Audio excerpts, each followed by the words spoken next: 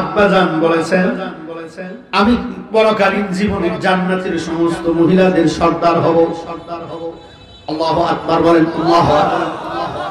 এই সর্দারের কিছু সর্দারি গুণ থাকার দরকার। আল্লাহু আকবার বলেন। যার কারণে আমি দিছি এই খেজুরটা নিয়ে যান, আপনি ওই মিসকিনের হাতে দিয়ে দেন।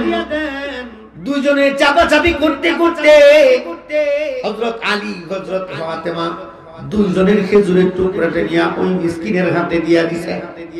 কিন্তু হাসান হুসেন দুজন বাচ্চা মানুষ শুধু তাকায় তাকায় দেখছে, কোনো কথা বলে না।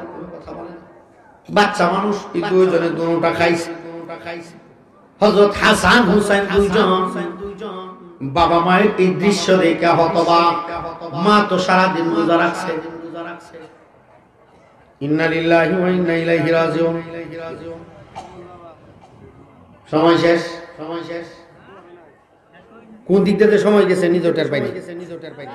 পনে একটা বেজে গেছে, পনে একটা বেজে গেছে। এই পর্যন্তই থাক, এই পর্যন্তই থাক। বাকি কথা অন্যদিন কমবে।